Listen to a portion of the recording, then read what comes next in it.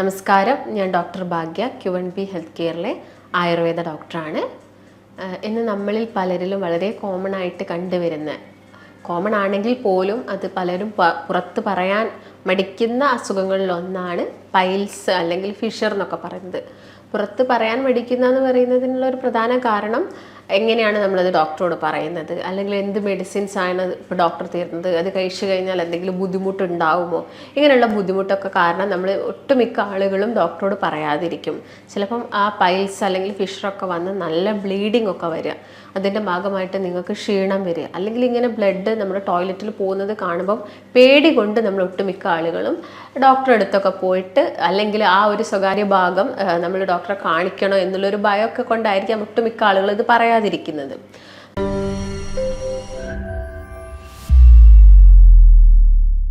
ഇപ്പോൾ ഒരുപാട് പേര് അലട്ടിക്കൊണ്ടിരിക്കുന്ന അസുഖങ്ങളിൽ ഒന്നാണ് പൈൽസ് അല്ലെങ്കിൽ ഫിഷർ എന്നൊക്കെ പറയുന്നത്.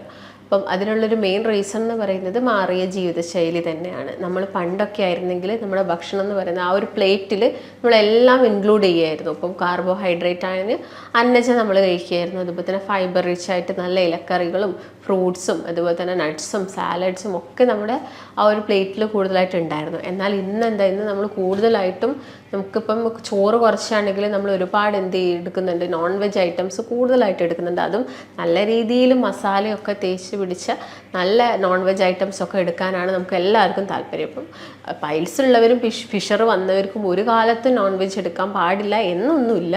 പക്ഷെ നിങ്ങൾ കഴിക്കുന്ന സമയത്ത് ഒരുപാട് കാര്യങ്ങൾ ശ്രദ്ധിക്കേണ്ടതുണ്ട്. അതൊക്കെ നിങ്ങൾ മെയിൻറ്റെയിൻ ചെയ്ത് പോവുകയാണെങ്കിൽ നിങ്ങൾക്ക് ഈ പൈൽസ് വരുന്നത് അല്ലെങ്കിൽ ഫിഷർ വരുന്നതൊക്കെ നിങ്ങൾക്ക് എന്ത് ചെയ്യാൻ പറ്റും, തടയാൻ സാധിക്കും. അപ്പം എന്താണ് പൈൽസ് എന്ന് പറയുന്നത്? പൈൽസ് എന്ന് പറയുന്നത് നമ്മുടെ മലാശയത്തിനുള്ളിൽ അല്ലെങ്കിൽ മലദ്വാരത്തിന് ചുറ്റുമുള്ള രക്തക്കുഴലുകൾക്ക് ഉണ്ടാകുന്ന വീക്കത്തിനെയാണ് നമ്മൾ പൈൽസ് എന്ന് പറയുന്നത്. അപ്പോൾ പൈൽസും ഫിഷറും ശരിക്കും രണ്ടാണ്. അപ്പം നമ്മുടെ ക്ലിനിക്കിലൊക്കെ ആണെങ്കിൽ ഒരുപാട് ആളുകൾ വന്ന് പറയും, ഡോക്ടറെ എനിക്ക് പൈൽസ് ഉണ്ടെന്ന് പറഞ്ഞിട്ടാണ് വരാറ്. പക്ഷെ അവർക്ക് ഒട്ടുമിക്ക ആൾക്ക് വന്ന് പറയുന്ന ആളുകളിൽ ഒരു 80% ആളുകൾക്കാണെങ്കിലും ഒട്ടുമിക്ക സമയങ്ങളിൽ അത് ഫിഷർ ആയിരിക്കാം. ഫിഷറിൻ്റെ ഒരു മെയിൻ റീസൺ എന്ന് പറയുന്നത് കോൺസ്റ്റിപ്പേഷൻ അല്ലെങ്കിൽ മലബന്ധമാണ്. അപ്പം നിങ്ങളെ ഭക്ഷണ രീതിയിലൊക്കെ ചെറിയൊരു താളപ്പിഴ പറ്റുന്ന സമയത്ത്, അല്ലെങ്കിൽ നിങ്ങളൊരു ക്രമീകരണം കൊടുക്കുന്ന സമയത്ത് അത് കംപ്ലീറ്റ് ആയിട്ട് മാറുന്നത് നിങ്ങൾ നോട്ട് ചെയ്തിട്ടുണ്ടാവും. അപ്പോൾ പൈൽസ് എന്ന് പറയുന്നത് ശരിക്കും ഞാൻ നേരത്തെ പറഞ്ഞ പോലെ തന്നെ ഉള്ളിലോ മലാശയത്തിലോ അല്ലെങ്കിൽ മലദ്വാരത്തിന് ചുറ്റും വരുന്ന രക്തക്കുഴലുകൾ വീങ്ങുന്നൊരു കണ്ടീഷനാണ്. അപ്പം ഇത് രണ്ട് രീതിയിൽ വരാം. ഒന്ന് ഇൻറ്റേർണലായിട്ടും ഒന്ന് ഉള്ളിലും വരാം, ഒന്ന് പുറത്ത് എക്സ്റ്റേണലായിട്ടും വരാം. അപ്പം ഉള്ളിൽ നിങ്ങൾക്കിപ്പോൾ പൈൽസ് ഉണ്ടെങ്കിലും ഉള്ളിൽ നമ്മൾ ഒട്ടുമിക്ക സമയത്തും ഈ പ്രോട്ടോസ്കോപ്പി ഒക്കെ ചെയ്യുന്ന സമയത്ത് കാണുന്നതാണ് മുന്തിരിക്കൊല പോലെ ഈ പൈൽസ് ഗ്രോത്ത്, തടിപ്പുകൾ ഇങ്ങനെ മുന്തിരിക്കൊല പോലെ ഉണ്ടാവും. പക്ഷെ നമ്മളത് കാണുന്നില്ല. നമ്മൾ ടോയ്ലറ്റ് പോകുന്ന സമയത്ത് ചിലപ്പം നല്ല ബ്ലീഡിങ് ആയിട്ട് പോകുന്നുണ്ടാവും. പെട്ടെന്ന് നമുക്ക് ഭയമൊക്കെ ഉണ്ടാവും, എന്തുകൊണ്ടാണ് ബ്ലീഡിങ്, എനിക്ക് പക്ഷേ സിംറ്റംസും കാര്യങ്ങളും ഒന്നുമില്ലല്ലോ, വേദനയൊന്നുമില്ലല്ലോ. അപ്പം മോസ്റ്റ് കേസസിലും അത് പൈൽസ് ആണ്, ഇൻറ്റേർണൽ പൈൽസ് ആയിട്ടാണ് കാണിക്കുന്നത്. അപ്പോൾ വേദന ഇല്ലാത്തതിൻ്റെ ഒരു റീസൺ എന്ന് പറയുന്നത് ഉള്ളിൽ മലാശയത്തിനുള്ളിൽ നേഴ്സ് സപ്ലൈസ് ഇല്ല, അതുകൊണ്ടാണ് നമുക്ക് വേദന അനുഭവപ്പെടാത്തത്. എന്നാൽ പൈൽസ് ഇപ്പം നിങ്ങൾക്ക് പുറത്താണുള്ളതെങ്കിൽ മലദ്വാരത്തിന് ചുറ്റുമായിട്ട് നിങ്ങൾക്കൊരു ടാഗ് പോലെ ഒരു നല്ലൊരു ഗ്രോത്ത് ഉണ്ടാവുന്നത് എക്സ്റ്റേണൽ പൈൽസ് ആണ്. അപ്പം ഇങ്ങനെ എക്സ്റ്റേണൽ പൈൽസ് എന്ന് പറയുന്ന സമയത്ത് നല്ല വേദനയായിരിക്കും. നിങ്ങൾ ടോയ്ലറ്റിലൊക്കെ പോകുന്ന സമയത്ത് നല്ല വേദനയായിരിക്കും. ചില സമയങ്ങളിൽ നിങ്ങൾ ലൂസായിട്ടായിരിക്കാം പോകുന്നത്, പക്ഷെ നിങ്ങൾക്ക് ആ ഒരു വേദന ഉണ്ടാവാം. ഇത് എക്സ്റ്റേണൽ പൈൽസിൻ്റെ ഭാഗമായിട്ട് വരുന്നതാണ്. അപ്പോൾ രണ്ട് രീതിയിൽ വരാം, ഇത് നിങ്ങൾ മനസ്സിലാക്കണം. പിന്നെ ഉള്ളത് ഒന്ന് മെയിനായിട്ടും ഞാൻ നേരത്തെ പറഞ്ഞത് ഫിഷറിനെ കുറിച്ചിട്ടാണ്. ഫിഷറാണ് ബാക്കിയുള്ളൊരു 80% ആളുകളും വരുന്നത്. ഇതെന്ന് പറയുന്നത് മലദ്വാരത്തിന് ചുറ്റുമുള്ള സ്കിന്നിൽ എന്ത് സംഭവിക്കുന്നതാണ്, ഒരു വിള്ളൽ അല്ലെങ്കിൽ ഒരു വിണ്ട് കീറൽ സംഭവിക്കുന്നതിനാണ് നമ്മൾ ഫിഷർ എന്ന് പറയുന്നത്. അപ്പം ആളുകൾ ഇപ്പോൾ ടോയ്ലറ്റിലൊക്കെ പോയിരിക്കുന്ന സമയത്ത് അവർക്ക് ഇങ്ങനെ തുള്ളിയായിട്ട് രക്തം പോയി എന്ന് വരില്ല ഫിഷറിൻ്റെ കേസിൽ. അത് കൂടുതലും പൈൽസിൻ്റെ കേസിലാണ് റെഡിക്ക് അത് നമുക്ക് ആ ടോയ്ലറ്റിൽ കാണാൻ സാധിക്കും, തുള്ളിയായിട്ട് ബ്ലഡ് പോകുന്നത്. എന്നാൽ ഫിഷറിൻ്റെ കേസ് നോക്കുകയാണെങ്കിൽ അത് ചിലപ്പോൾ മലത്തിനോടൊപ്പമായിരിക്കും എന്തുണ്ടാവുന്നത്, ആ ബ്ലഡ് പോകുന്നത്. അപ്പം തന്നെ നമുക്കത് മനസ്സിലാക്കാം, അത് ആ ഭാഗത്ത് ചെറിയൊരു പൊട്ടൽ വന്നതുകൊണ്ടാണ്. ഈ പൊട്ടൽ വരാനുള്ള കാരണം എന്താണ്, നമ്മുടെ മലം കൂടുതലും ടൈറ്റായിട്ട് പോകുന്നത് കൊണ്ടാണ്. നിങ്ങൾ ഒട്ടുമിക്ക ആളുകൾക്കൊന്ന് നോട്ട് ചെയ്താൽ തന്നെ മനസ്സിലാക്കാൻ സാധിക്കും. നിങ്ങൾ തലേ ദിവസമോ അല്ലെങ്കിൽ അതിൻ്റെ 2 ദിവസം മുൻപൊക്കെ ആയിട്ട് എന്തെങ്കിലും ഒരു നോൺ വെജ് കുറച്ചൊരു മസാല കൂടിയ ഐറ്റംസ് ആയിട്ട് കഴിക്കുക, അല്ലെങ്കിൽ നിങ്ങൾ വെള്ളം കുടിക്കുന്നതിൻ്റെ തോത് കുറയുക, അല്ലെങ്കിൽ നിങ്ങൾ ഫൈബേഴ്സ് എടുക്കുന്നില്ല, വെജിറ്റബിൾസ് ഒന്നും എടുക്കാത്തൊരു സമയങ്ങളിലായിരിക്കാം കൂടുതലും ഇങ്ങനെ കോൺസ്റ്റിപ്പേഷൻ വന്നിട്ട് ഈ ഒരു ഫിഷർ കണ്ടീഷൻ വരുന്നത്. അപ്പോൾ എന്തൊക്കെ കാരണങ്ങൾ കൊണ്ടാണ് ഇങ്ങനെയുള്ള പൈൽസ് അല്ലെങ്കിൽ ഫിഷറൊക്കെ ആളുകളിൽ വരാനുള്ള റീസൺസ് എന്ന് പറയുന്നത്, ഒന്നാമത്തത് മെയിനായിട്ട് നോക്കുകയാണെങ്കിൽ അമിത ഭാരം, ഭയങ്കരമായിട്ട് വെയിറ്റ് കൂടുതലായിട്ടുള്ള ആളുകൾ, അല്ലെങ്കിൽ അവരുടെ അരക്കെട്ടിലോ വയറിലോ ഒക്കെ കൂടുതലായിട്ടും വെയിറ്റ് ഉള്ള ആളുകളിൽ പൈൽസ് വരാനുള്ള ചാൻസസ് കൂടുതലാണ്. കാരണം ഈ ഹെമറോയിഡൽ വെയിൻസിന് എന്താവും, ഒരു പ്രഷർ വരും. പ്രഷർ വരുന്നതിൻ്റെ ഭാഗമായിട്ട് അത് തടിച്ച് വീർക്കും. അങ്ങനെ പൈൽസ് വരാനുള്ള ചാൻസസ് കൂടുതലാണ്. പിന്നെ ഒന്ന് ഗർഭിണികളിൽ നമ്മൾ കാണാറുണ്ട്. ഗർഭിണികളിൽ വരുന്നതിനുള്ളൊരു മെയിൻ റീസൺ അവർക്ക് നമുക്കറിയാം, അവരുടെ ആ അരക്കെട്ടിലുള്ള വെയിറ്റ് കൂടി കൂടി വരികയാണ്. അപ്പം അവരിലും ഇത് കൂടുതലായിട്ടും വരാനുള്ള ചാൻസസ് ഉണ്ട്.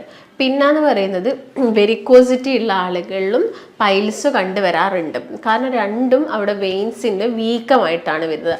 ആ ഒരു പ്രഷർ കൂടുന്നതിൻ്റെ ഭാഗമായിട്ടാണ്, അല്ലെങ്കിൽ വാൾവ്സിൽ വരുന്ന ചെറിയൊരു ഡിഫോമിറ്റീൻ്റെ ഭാഗമായിട്ടൊക്കെ അവർക്ക് എന്ത് വരാം, പൈൽസ് വരാനുള്ള ചാൻസസ് കൂടുതലാണ്. പിന്നെ ഡ്രൈവേഴ്സിന്, അല്ലെങ്കിൽ ഒരുപാട് സമയം ഇരുന്ന് ജോലി ചെയ്യുന്ന IT ഫീൽഡിലുള്ള ആളുകൾക്കൊക്കെ, അവരും ഇങ്ങനെ ഇരുന്ന് ജോലി ചെയ്യുമ്പം ആ ഒരു ഭാഗത്ത് പ്രഷർ കൂടുതലായിട്ട് വരാം. അതിൻ്റെ ഭാഗമായിട്ട് എന്ത് വരാം, പൈൽസും ഫിഷറും എന്ന് പറഞ്ഞ അസുഖങ്ങളൊക്കെ വരാം. അതുപോലെ തന്നെ നിങ്ങൾ ഫൈബർ റിച്ച് ആയിട്ടുള്ള ഫുഡൊന്നും കഴിക്കുന്നില്ല, നിങ്ങൾ കൂടുതലും നോൺ വെജസ് ആണ് കഴിക്കുന്നത്, അല്ലെങ്കിൽ പ്രോട്ടീൻസ് ആണ് കൂടുതൽ എടുക്കുന്നത്. നമുക്ക് വേണ്ട ഡയറ്റ്, അതായത് നമ്മുടെ ഒരു ബാലൻസ്ഡ് ഡയറ്റ് നിങ്ങൾ കീപ്പ് ചെയ്ത് പോകുന്നില്ലെങ്കിൽ നിങ്ങൾക്ക് ഇങ്ങനെയുള്ള അസുഖങ്ങൾ വരാം. അതുപോലെ തന്നെ നിങ്ങൾ പെട്ടെന്ന് തന്നെ ഏതെങ്കിലും ഒരു ടാബ്ലറ്റ്സോ എന്തെങ്കിലും സ്റ്റീറോയിഡ്സോ അല്ലെങ്കിൽ ഏതെങ്കിലും ഒരു ടാബ്ലറ്റ്സോ ഒക്കെ പുതുതായിട്ട് കഴിക്കുന്നുണ്ടെങ്കിലും നിങ്ങൾക്ക് എന്ത് വരാം, ഇങ്ങനെ പൈൽസ് പോലുള്ള അസുഖങ്ങളൊക്കെ വരാനുള്ള ചാൻസസ് കൂടുതലാണ്. അപ്പം മെയിനായിട്ട് ഞാൻ പറഞ്ഞ കാരണങ്ങളിൽ ആദ്യം തന്നെ നമുക്ക് നോക്കേണ്ടത് നമ്മുടെ ഭക്ഷണമാണ്. ഭക്ഷണ രീതിയിൽ എന്ത് മാറ്റം വരുത്തിയാലാണ്. കാരണം ഈ പൈൽസും ഫിഷറും ഒക്കെ നിങ്ങൾക്കൊരു ടാഗ് പോലെ വന്നിട്ടുണ്ടെങ്കിൽ നമുക്കത് മെഡിസിൻ കഴിച്ചിട്ടൊന്നും അത് മാറ്റിയെടുക്കാൻ പറ്റില്ല. പക്ഷെ നിങ്ങൾക്ക് നല്ല വേദന ഉണ്ട്, നല്ല ബ്ലീഡിങ് ഉണ്ട്, ചൊറിച്ചിലുണ്ട്, അതുപോലെ അങ്ങനെയുള്ള ബുദ്ധിമുട്ടുകളൊക്കെ ആണെങ്കിൽ നമുക്ക് മെഡിസിൻസ് ഒക്കെ എടുത്താൽ എന്ത് ചെയ്യാൻ പറ്റും, മാറ്റിയെടുക്കാൻ സാധിക്കും. പക്ഷെ നിങ്ങൾക്ക് പൈൽസ് വന്ന ഒരു ടാഗ് പോലെ അത് കിടക്കുന്നുണ്ടെങ്കിൽ നമുക്ക് ചിലപ്പോൾ അത് കട്ടൊക്കെ ചെയ്ത് കളയേണ്ടി വരും. അങ്ങനെയുള്ള ട്രീറ്റ്മെൻറ്റ്സും കാര്യങ്ങളൊക്കെ എടുക്കേണ്ടി, കോട്ടറൈസേഷൻ പോലെ അങ്ങനെയുള്ള ട്രീറ്റ്മെൻറ്റ്സൊക്കെ നമ്മൾ എന്ത് ചെയ്യേണ്ടി വരും, അവിടെ ചെയ്യേണ്ടി വരും. എന്നാൽ ഞാൻ നേരത്തെ പറഞ്ഞ പോലെ തന്നെ ഇങ്ങനെ ഫിഷർ പോലുള്ള അസുഖങ്ങളിലൊക്കെ കൂടുതലും നമുക്ക് എന്താണ്, നമ്മുടെ ഭക്ഷണത്തിൽ ക്രമീകരണം വരുത്തുന്നതാണ് ഏറ്റവും നല്ലത്. അങ്ങനെ മാറ്റുമ്പോൾ തന്നെ നമുക്ക് എന്ത് ചെയ്യാം, അത് കംപ്ലീറ്റ് ആയിട്ട് പോകുന്നത് കാണാൻ സാധിക്കും. എന്നാൽ ചില ആളുകൾ എന്തായിരിക്കും, നിങ്ങൾക്ക് ലൂസായിട്ട് പോകുന്നുണ്ടെങ്കിൽ പെയിൻ ഉണ്ടെങ്കിൽ അങ്ങനെയുള്ള ആളുകൾക്ക് ആ ഒരു ഇൻഫ്ലമേഷൻ കുറയ്ക്കാൻ വേണ്ടിയിട്ടൊക്കെ നമുക്ക് മെഡിക്കേഷൻസ് എടുക്കേണ്ടി വരും. അപ്പോൾ ഈ ഒരു കാര്യങ്ങളൊക്കെയാണ് നിങ്ങൾ മെയിനായിട്ടും ശ്രദ്ധിക്കേണ്ടത്. അപ്പോൾ പൈൽസിൻ്റെ കേസ് തന്നെ നോക്കുകയാണെങ്കിൽ നമുക്ക് അതിനെ ഗ്രേഡായിട്ട് തിരിക്കാൻ സാധിക്കും. ഒരു ഗ്രേഡ് 1, 2, 3 എന്ന് പറഞ്ഞാൽ നമുക്ക് തിരിക്കാൻ സാധിക്കും. ഒരു ഗ്രേഡ് 1 എന്നൊക്കെ പറയുന്നത് മോസ്റ്റ് കോമൺ ആയിട്ട് വരുന്ന പെയിന്, ചൊറിച്ചിൽ, ബ്ലീഡിങ്, ഇതൊക്കെ ഒരു ഗ്രേഡ് 1 ആണ്. ഒരു ഗ്രേഡ് 2 എന്ന് പറയുന്ന സമയത്താണ് നിങ്ങളിപ്പം ടോയ്ലറ്റ് പോകുന്ന സമയത്ത് ഒരു തടിപ്പ് പുറത്തോട്ട് വരിക. അങ്ങനെ ആ ഒരു തടിപ്പ് വരിക, അപ്പം എന്ത് ചെയ്യും, നിങ്ങൾ ടോയ്ലറ്റ് പോയി കഴിഞ്ഞാൽ ആ തടിപ്പ് തന്നെ അങ്ങ് ഉള്ളിലോട്ട് പോകുന്നത് ഗ്രേഡ് 2. ഗ്രേഡ് 3 എന്നൊക്കെ പറയുന്ന സമയത്ത് തടിപ്പ് പുറത്തോട്ട് വന്നാലും അത് അങ്ങ് പോവത്തില്ല. അപ്പം നമ്മളത് കൈകൊണ്ടൊക്കെ പ്രസ് ചെയ്ത് ഉള്ളിലോട്ട് ആക്കുന്നതാണ് ഗ്രേഡ് 3. പിന്നെ ഒരു ഗ്രേഡ് 4 എന്ന് പറയുന്നത് എപ്പം നോക്കിയാലും ഈ ഒരു തടിപ്പ് പുറത്ത് വരുന്നതാണ് ഗ്രേഡ് 4 എന്നൊക്കെ പറയുന്നത്. അപ്പോൾ അതുകൊണ്ട് നിങ്ങൾക്ക് വേറെ ബുദ്ധിമുട്ടൊന്നും ഇല്ലെങ്കിൽ പ്രശ്നങ്ങളൊന്നുമില്ല. പക്ഷേ നിങ്ങൾക്ക് പെയിനും ഒക്കെ ഉണ്ടെങ്കിൽ നിങ്ങൾ എന്ത് ചെയ്യുക, പെട്ടെന്ന് തന്നെ ഒരു മെഡിക്കേഷൻസോ അല്ലെങ്കിൽ എന്തെങ്കിലും കാര്യങ്ങളൊക്കെ അതിന് വേണ്ടി ചെയ്യാൻ വേണ്ടി ശ്രദ്ധിക്കാം. അപ്പോൾ എന്തൊക്കെയാണ് നിങ്ങൾ ഭക്ഷണത്തിൽ വരുത്തേണ്ട ക്രമീകരണങ്ങൾ എന്ന് നമുക്ക് നോക്കാം. അപ്പോൾ ആദ്യം തന്നെ പറയുന്ന സമയത്ത് ഞാൻ കുറച്ച് ഏതൊക്കെ ഫുഡ് നിങ്ങൾ അവോയ്ഡ് ചെയ്യണമെന്ന് നമുക്കൊന്ന് നോക്കാം. അതിൽ ആദ്യം തന്നെ പറയുന്നത് മസാല ഐറ്റംസ് തന്നെയാണ്. കാരണം നിങ്ങൾ കൂടുതലായിട്ട് മല്ലി കഴിക്കുക, അല്ലെങ്കിൽ മുളക് നന്നായിട്ടിട്ടിട്ട് നോൺ വെജ് ഐറ്റംസ് അല്ലെങ്കിൽ പച്ചക്കറികളിലാണെങ്കിലും നിങ്ങൾ കൂടുതലായിട്ട് മല്ലിയിട്ട കറി വെക്കുക. സാമ്പാറിലൊക്കെ ഒരുപാട് മല്ലിയൊക്കെ ഇട്ട് വെക്കുന്ന ആളുകളുണ്ടാവും. അപ്പോൾ ഇങ്ങനെ കറി വെക്കുന്ന സമയത്ത് അത് ചില ഇൻഫ്ലമേഷൻസിന് കാരണമാവും. അപ്പോൾ അതിൻ്റെ ഭാഗമായിട്ട് എന്താവും, ഇങ്ങനെ കോൺസ്റ്റിപ്പേഷൻ വരാം, ഫിഷറൊക്കെ വരാനുള്ള ചാൻസസ് കൂടുതലാണ്. മല്ലി മുളകൊക്കെ നന്നായിട്ട് ശ്രദ്ധിക്കുക. പച്ചമുളകൊക്കെ ആണെങ്കിൽ വലിയ പ്രശ്നങ്ങളൊന്നും ഉണ്ടാക്കുന്നില്ല. പിന്നെ നിങ്ങൾ ഒഴിവാക്കേണ്ടതെന്ന് പറയുന്നത്, ചില ആളുകളിൽ നേന്ത്രപ്പഴം കഴിക്കുന്ന സമയത്തും മുട്ട കഴിക്കുന്ന സമയത്തൊക്കെ പ്രശ്നങ്ങൾ വരുന്നുണ്ടാവും. പക്ഷെ നിങ്ങൾ അത് വിചാരിച്ചിട്ട് നേന്ത്രപ്പഴം നിങ്ങൾക്ക് കാലാകാലം കഴിക്കാതിരിക്കുക, അല്ലെങ്കിൽ മുട്ട നിങ്ങൾക്ക് തീരെ കഴിക്കാതിരിക്കുന്ന സമയത്ത് നമുക്ക് വേറെ ഡെഫിഷ്യൻസി വരാം. അപ്പോൾ നിങ്ങൾ എന്ത് ചെയ്യുക, അങ്ങനെ മുട്ടയും നേന്ത്രപ്പഴമൊക്കെ കഴിക്കുന്ന സമയത്ത് നന്നായിട്ട് വെള്ളം കുടിക്കാൻ വേണ്ടിയിട്ട് ശ്രദ്ധിക്കുക. ഒരു 8 മുതൽ 10 ഗ്ലാസ് വരെ വെള്ളം എന്താണെങ്കിലും നമ്മൾ ഒരു ദിവസം കുടിച്ചിരിക്കണം. അപ്പോൾ നിങ്ങൾ അതെന്ത് ചെയ്യുക, ഒരു 12 ഗ്ലാസ് ആക്കിയിട്ട് കുടിക്കുക ആ സമയത്ത്. അല്ലെങ്കിൽ അതിൻ്റെ കൂടെ കുറച്ച് സാലഡ്സ് എടുക്കുക, കുറച്ച് ഉള്ളി കട്ട് ചെയ്ത് കഴിക്കുക, രാത്രി ഡിന്നറിൻ്റെ കൂടെ കുറച്ച് ഉള്ളിയൊക്കെ കട്ട് ചെയ്ത് കഴിക്കുക. അങ്ങനെ ആകുന്ന സമയത്ത് നിങ്ങളിപ്പോൾ നേന്ത്രപ്പഴം എടുത്തു കഴിഞ്ഞാൽ നിങ്ങൾക്ക് നെക്സ്റ്റ് ഡേ വലിയ പ്രശ്നങ്ങളൊന്നും ഉണ്ടാവാനുള്ള ചാൻസസ് ഇല്ല. പിന്നെ നിങ്ങൾ ഒഴിവാക്കേണ്ടതെന്ന് പറയുന്നത് ചായ, കോഫി പോലെയുള്ള ബെവറേജസുകളാണ്.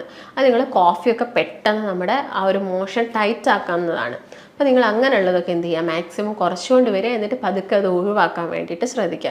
അതുപോലെ തന്നെ മോഷൻ ടൈറ്റ് ആക്കുന്നത് ബിസ്ക്കറ്റ്സ് ഒക്കെ ഒരുപാട് കുഞ്ഞുങ്ങളിലൊക്കെ മോഷൻ ടൈറ്റ് ആക്കും. നിങ്ങളൊരു കണ്ടിന്യൂസ് ആയിട്ട് ഒരു 6-7 ബിസ്ക്കറ്റ്, ചില കുട്ടികൾ ഒരു പാക്കറ്റ് ബിസ്ക്കറ്റ്സ് ഒക്കെ കഴിക്കും. അങ്ങനെയുള്ള കുഞ്ഞുങ്ങളിൽ ഈ മോഷൻ്റെ പ്രോബ്ലം വരാനുള്ള ചാൻസസ് കൂടുതലാണ്. അതുപോലെ തന്നെ ചോക്ലേറ്റ്സ് ഒരുപാട് കഴിക്കുന്ന ആളുകൾ, അതുപോലെ തന്നെ ഈ നോൺ വെജ് ഐറ്റംസ് ഒക്കെ നിങ്ങൾ വല്ലാതെ ഗ്രിൽ ചെയ്ത് കഴിക്കുന്നത്. ഇപ്പോൾ ചിക്കൻ ഒന്നും കഴിക്കുന്നത് കൊണ്ട് വലിയ പ്രശ്നങ്ങളില്ല. ഞാൻ നേരത്തെ പറഞ്ഞ പോലെ മസാല ശ്രദ്ധിക്കുക, നന്നായിട്ട് സാലഡ്സ്, വെള്ളം കുടിക്കുന്നതുകൊണ്ട് ചെയ്യുകയാണെങ്കിൽ നമുക്ക് ചിക്കൻ എടുക്കുന്നതുകൊണ്ട് വലിയ പ്രശ്നമില്ല. പക്ഷേ നിങ്ങൾ ചിക്കൻ ഗ്രില്ല് ചെയ്ത് കഴിക്കുന്ന സമയത്ത് ഈ ചിക്കനിലുള്ള വെള്ളം ഒക്കെ പോവുകയാണ് ചെയ്യുന്നത്, ഭയങ്കര ഡ്രൈ ആയിട്ട് വരികയാണ്. ഇങ്ങനെയുള്ള മാക്സിമം ഐറ്റംസൊക്കെ, ഈ ചുട്ട കോഴി അങ്ങനെ പറയുന്ന ഐറ്റംസൊക്കെ എന്ത് ചെയ്യുക, മാക്സിമം ഒഴിവാക്കിയിട്ട് കറി വെച്ചത് നിങ്ങൾക്ക് 1-2 പീസോ കഴിക്കുന്നത് കൊണ്ടൊന്നും കുഴപ്പമില്ല. ഇപ്പോൾ എന്താണെങ്കിലും എല്ലാ ദിവസവും നമ്മൾ നോൺ വെജ് എടുക്കുന്ന ആളുകളായിരിക്കില്ല. അപ്പോൾ അതൊക്കെ ശ്രദ്ധിക്കുക. അപ്പോൾ ചില ആളുകളിൽ വലിയ മീനുകൾ, അതായത് കഷ്ണം മുറിക്കുന്ന വലിയ മീനുകളൊക്കെ പ്രശ്നം ഉണ്ടാക്കും. പക്ഷേ നിങ്ങൾക്ക് ചെറിയ മത്സ്യങ്ങൾ കഴിക്കാം, മത്തി, അയല പോലെയുള്ള ചെറിയ മത്സ്യങ്ങളൊക്കെ നിങ്ങൾക്ക് എല്ലാ ദിവസവും കഴിക്കാം, അതുകൊണ്ടൊന്നും പ്രശ്നമില്ല. അപ്പം മെയിനായിട്ട് നിങ്ങൾ ശ്രദ്ധിക്കേണ്ട, കുറച്ച് ഒഴിവാക്കേണ്ട കാര്യങ്ങൾ എന്ന് പറയുന്നത് ഇതൊക്കെ തന്നെയാണ്. പിന്നെ ഭക്ഷണത്തിൽ ഇൻക്ലൂഡ് ചെയ്യേണ്ടതെന്ന് പറഞ്ഞാൽ കറക്റ്റ് സമയത്ത് ഫുഡ് കഴിക്കാൻ വേണ്ടി നോക്കുക, നന്നായിട്ട് ചവച്ചരച്ച് കഴിക്കുക, വെള്ളം കുടിക്കാം. അതുപോലെ തന്നെ ഒരു 100 ഗ്രാം സാലഡ്സ് ഡെയിലി നമ്മുടെ ഭക്ഷണത്തിൽ ഇൻക്ലൂഡ് ആയോ എന്ന് നിങ്ങൾ ശ്രദ്ധിക്കുക. അതുപോലെ സാലഡ്സിൽ നിങ്ങൾക്ക് കുക്കുംബർ എടുക്കുക. അതുപോലെ തന്നെ നമ്മുടെ ഉള്ളി വലിയ ഉള്ളിയാണെങ്കിലും ചെറിയ ഉള്ളിയാണെങ്കിലും നന്നായിട്ട് കട്ട് ചെയ്തിട്ട് സാലഡ്സിലൊക്കെ മിക്സ് ചെയ്യുക. അതുപോലെ തന്നെ തൈര്, മോര്, പ്രോബയോട്ടിക്സ് നന്നായിട്ട് എടുക്കുക. പ്രോബയോട്ടിക്സിൻ്റെ കൂടെ തന്നെ ഫൈബർ റിച്ച് ആയിട്ടുള്ള ഫ്രൂട്ട്സും കഴിക്കണം. അതുപോലെ തന്നെ നിങ്ങൾ എന്ത് കഴിക്കണം, പച്ചക്കറികളും എടുക്കണം. ഫ്രൂട്ട്സ് എന്ന് പറയുന്ന സമയത്ത് മുന്തിരി ആണെങ്കിലും ആപ്പിൾ ആണെങ്കിലും പേരയ്ക്ക, അതുപോലെ തന്നെ ഓറഞ്ച്, നെല്ലിക്ക, ഇങ്ങനെയുള്ളതിലൊക്കെ ഫൈബർ റിച്ച്, പപ്പായൊക്കെ ഫൈബർ റിച്ച് ആയിട്ടുള്ള ഫ്രൂട്ട്സുകളാണ്. ഇതൊക്കെ ഡെയിലി നമ്മൾ ഭക്ഷണത്തിൽ ഇൻക്ലൂഡ് ചെയ്യുക. വെജിറ്റബിൾസ്, ക്യാബേജ്, കോളിഫ്ലവർ, അതുപോലെ തന്നെ ചീര, മുരിങ്ങയുടെ ഇല, തഴുതാമ, ഇങ്ങനെയുള്ള വെജിറ്റബിൾസും കാര്യങ്ങളൊക്കെ നമ്മുടെ ഭക്ഷണത്തിൽ മാക്സിമം ഇൻക്ലൂഡ് ചെയ്യാൻ വേണ്ടി ശ്രദ്ധിക്കുക. അതുപോലെ തന്നെ ചെറിയുള്ളി, വലിയുള്ളി, ചേന, ഇതൊക്കെ നമ്മുടെ മോഷനെ കുറച്ചും കൂടി ലൂസാക്കാൻ വേണ്ടിയിട്ട് ഹെൽപ്പ് ചെയ്യും. അതുപോലെ തന്നെ മധുരക്കിഴങ്ങ്, നമുക്ക് അത് കിട്ടുന്നുണ്ടെങ്കിൽ, നിങ്ങളിപ്പോൾ ഷുഗർ പേഷ്യൻസ് ഒക്കെ ആവുന്ന സമയത്ത് മധുരക്കിഴങ്ങ് കഴിക്കാൻ ബുദ്ധിമുട്ടായിരിക്കും. അപ്പോൾ നിങ്ങൾ എന്ത് ചെയ്യുക, ഒരു നേരത്തെ ഭക്ഷണമായിട്ട് നിങ്ങൾക്ക് മധുരക്കിഴങ്ങ് എടുക്കാം. ആ ഒരു സമയത്ത് നിങ്ങൾ ബാക്കിയുള്ള അരിയാഹാരം, ചപ്പാത്തിയൊക്കെ ഒഴിവാക്കിയിട്ട് ഒരു നേരത്തെ ഭക്ഷണമായിട്ട് നിങ്ങൾക്ക് ഒരു 2 പീസ് മധുരക്കിഴങ്ങൊക്കെ കഴിക്കുന്നത് കൊണ്ടൊന്നും വലിയ പ്രശ്നമൊന്നും ഉണ്ടാക്കുന്നില്ല. ഇതൊക്കെ നിങ്ങളുടെ ഡയറ്റിൽ എന്ത് ചെയ്യുക, മാക്സിമം ഇൻക്ലൂഡ് ചെയ്യാൻ വേണ്ടി ശ്രദ്ധിക്കുക. അതുപോലെ തന്നെ ഒഴിവാക്കേണ്ടതിൽ ഷെൽ ഫിഷ് ചില ആളുകളിൽ പ്രശ്നം ഉണ്ടാക്കും.